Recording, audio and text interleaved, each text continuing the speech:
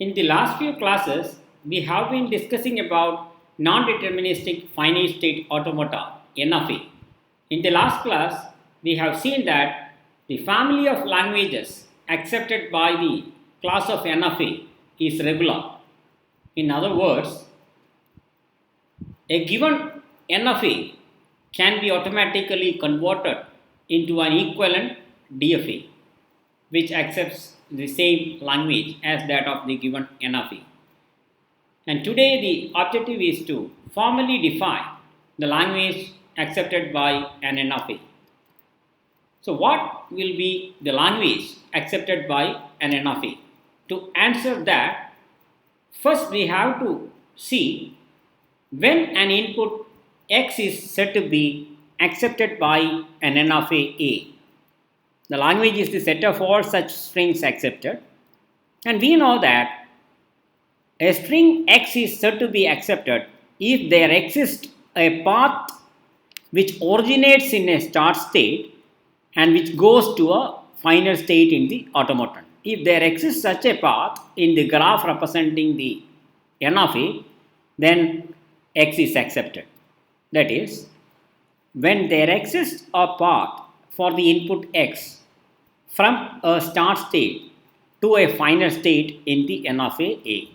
Recall that there could be more than one start states in an n of a, and if there exists a start state from which there is a path for the input X going to a final state, then input X is said to be accepted.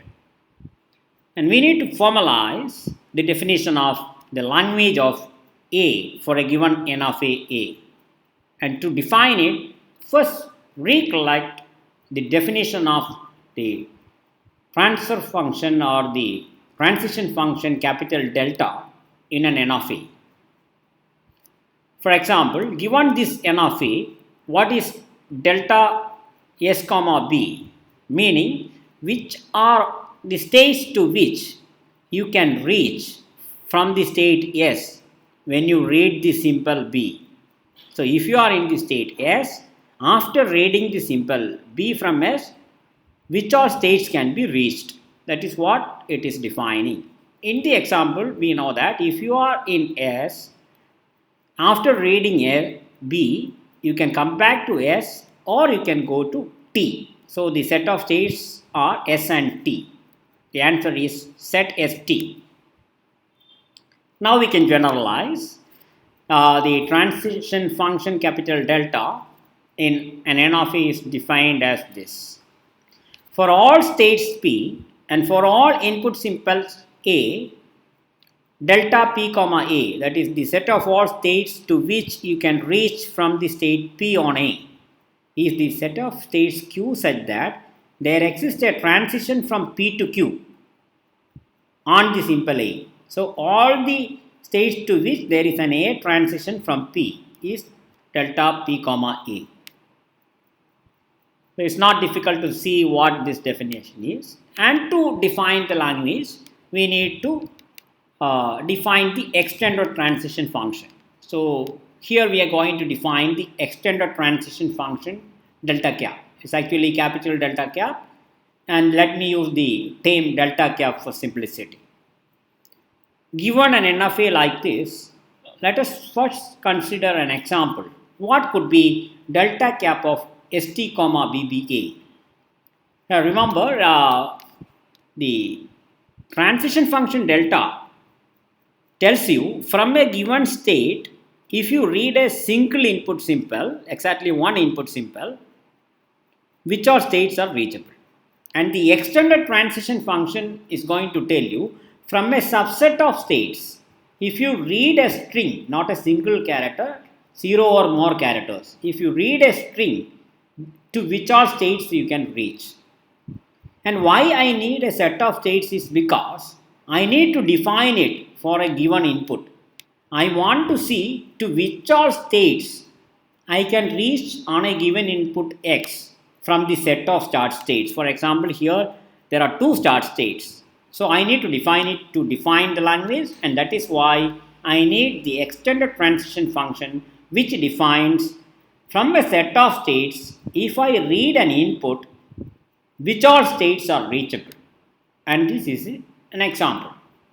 And to understand what is this, let us consider the set of all possible executions.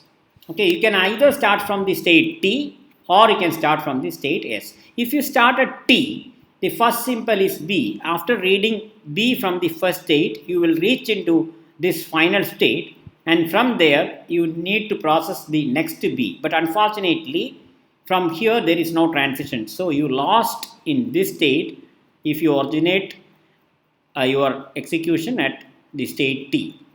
So the other possibility is you start from the state S, which is another start state.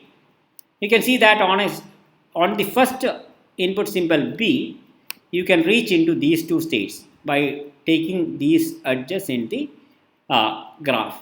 Okay, and after that, when you are here in these two states, any one of these states, that means you have processed the first symbol. After that, again a B. After processing B from S, you are reaching into S and T again, and from T you are reaching into V. Okay, so at this level means you have processed the first two symbols of the input string, and from there I want to process the last symbol, which is A. You know that there is no outgoing edge from V, so you are not able to make a move. You lost the path here in this case. In the other two cases, from S there is an edge coming back to S for an A, and that's why you can proceed further in the unrolling of the graph. And from T you can go to V on A, and that's it.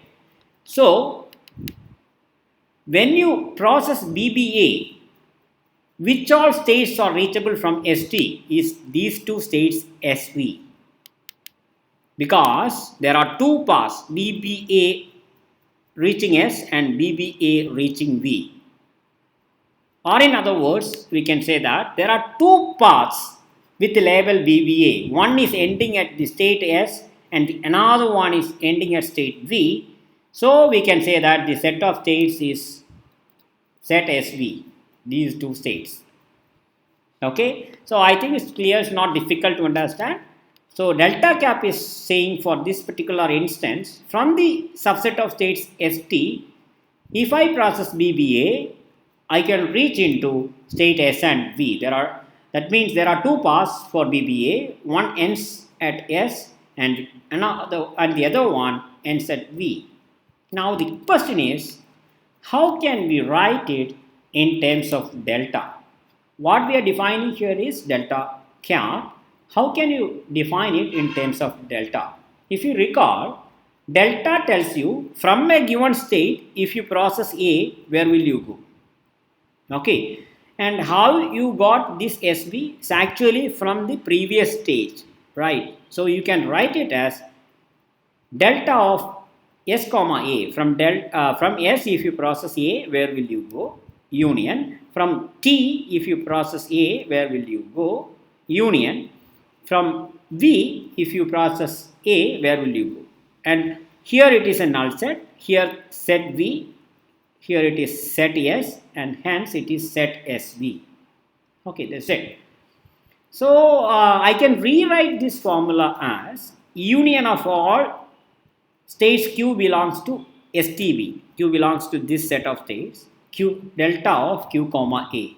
Please don't confuse, it's exactly this formula written in a different way. Union of all states Q belongs to STB, delta of QA. That's actually delta of SA, union delta of TA, union delta of VA. That's what I'm writing. Okay, now the question is, what is this set of states? And this set of states, if you recall, is if you start processing from ST, where will you reach after you process the first two symbols of the input? That's exactly what these set of states are.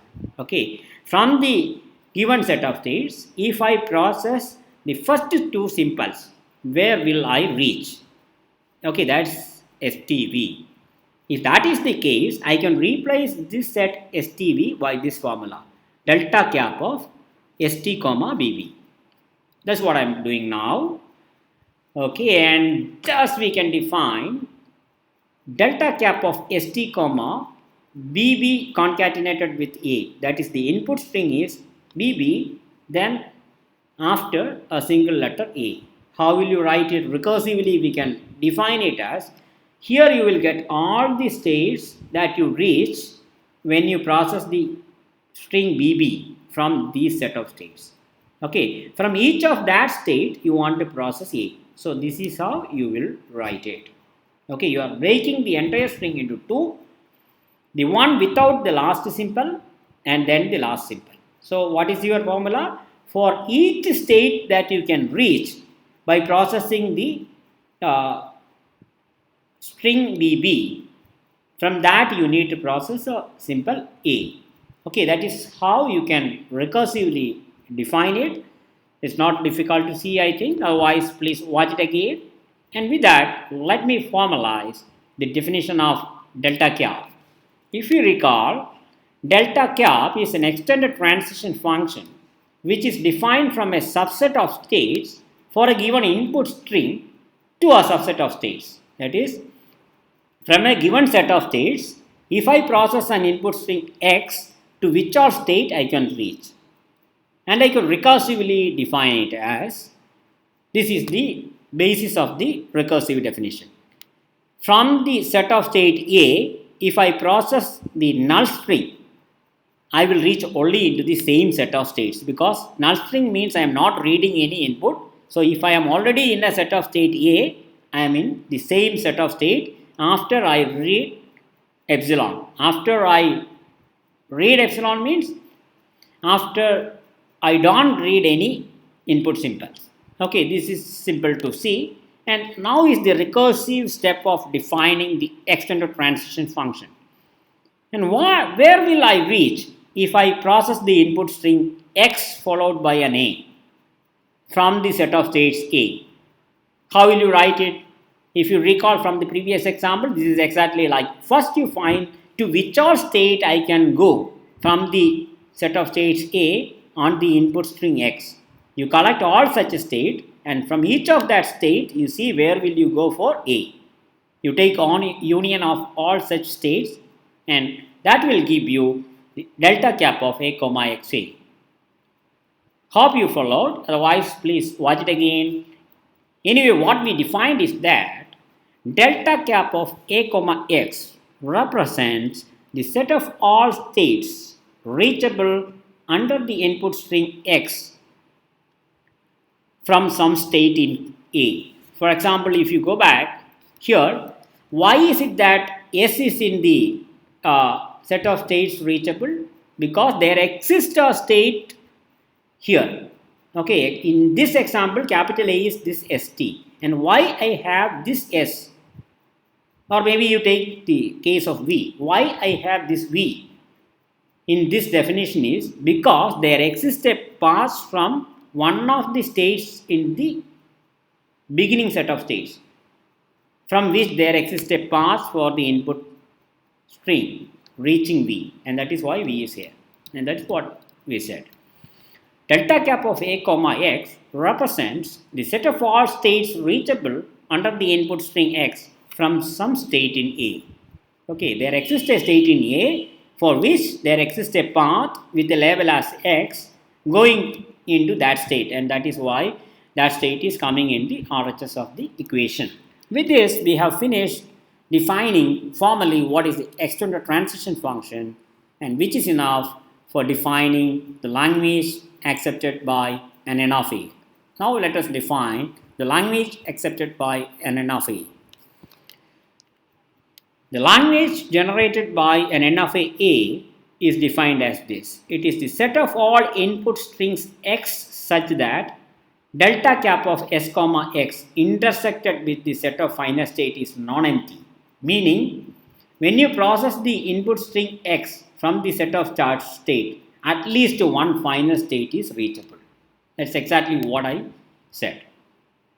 Okay, and that is exactly the definition of an acceptance. Because if this is the case, that means in this set, this is a set of states, that is the set of all states reachable when you process the input string from the set of start state. intersected with the set of finite states is non-empty means one or more finite states are reachable when you process the input string x from the set of start state, and hence the input string is accepted. So the language is the set of all input strings accepted. And with this, we are finishing this lecture, and in the next class, we are going to learn a new finite state automata, that is the NFA with epsilon transitions. Thank you.